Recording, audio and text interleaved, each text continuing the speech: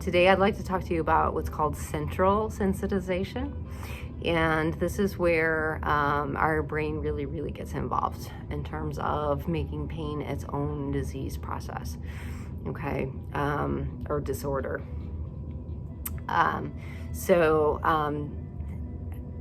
If you have questions, please feel free to reach out.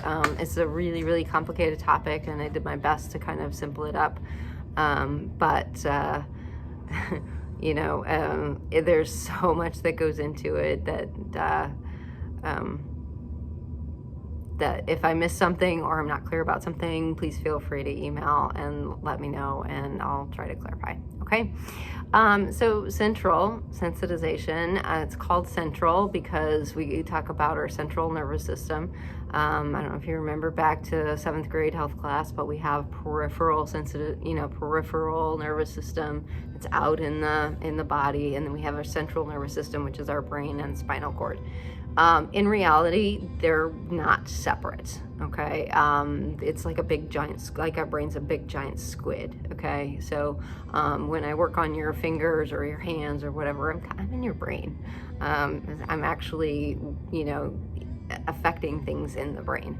But for this purpose, we're talking central sensitization, primarily the brain, some of the spinal cord, okay? That has learned that a certain motion or behavior or time of year or situation means that something dangerous is happening, and so the alarm for pain goes off.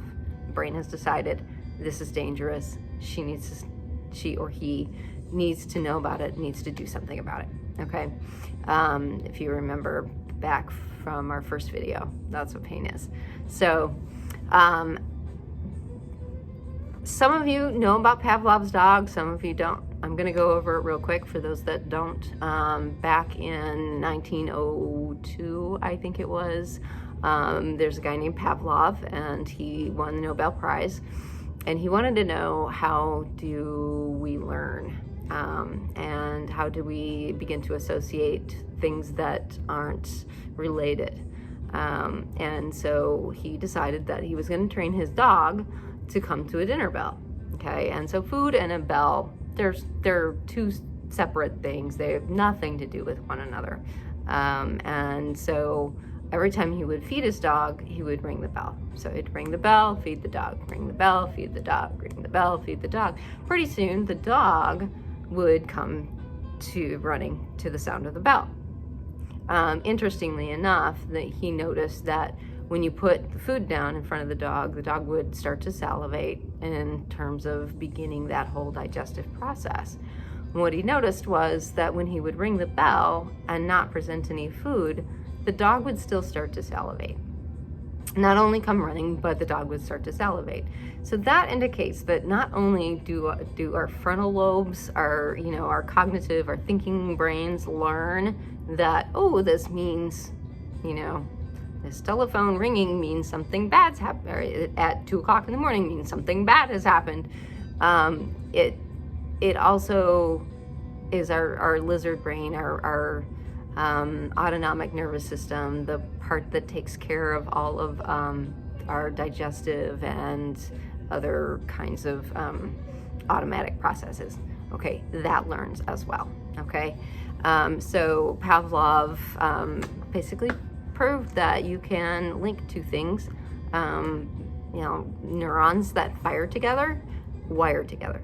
Okay, and that's kind of how we remember that, is that these two neurons, bell and food, they fired together, and so then they wired together, so they become linked. Okay, so it's kind of in our brain, because our brain uses so many different parts to determine whether or not something is dangerous. It's kind of like a song you can't stop singing. Everybody has one of those songs where if you hear it, it's 3 days and you're still singing it, and to be honest with you, you don't have to hear the beginning parts of the song. You don't have to hear the chorus. You don't have to hear the bridge. You don't have to hear a specific phrase.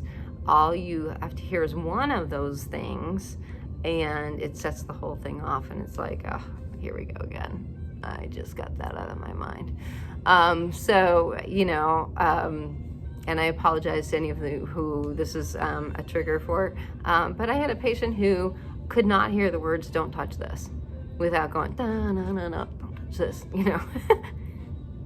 So, and it would be on our mind for like 3 days, right?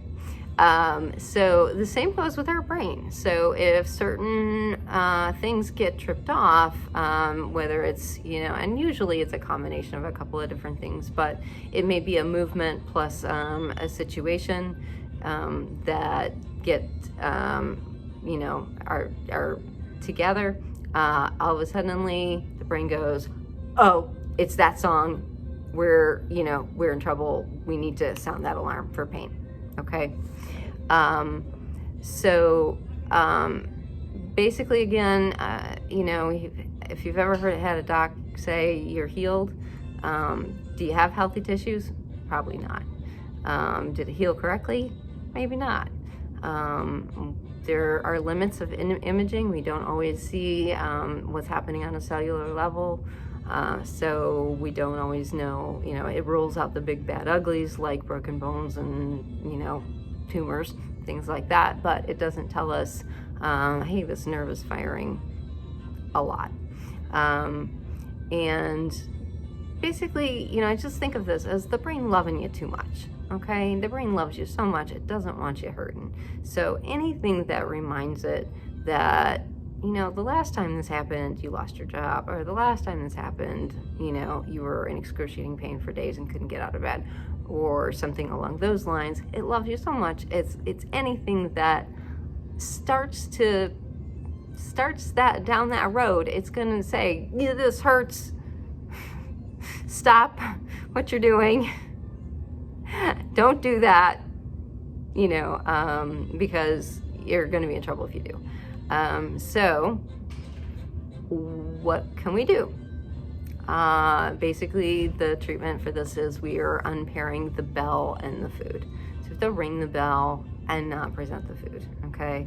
And that can be anything from, you know, really gentle movements that don't cause pain, exercises that don't cause pain, to even just looking at pictures of body parts and determining, is it a right body part or a left body part?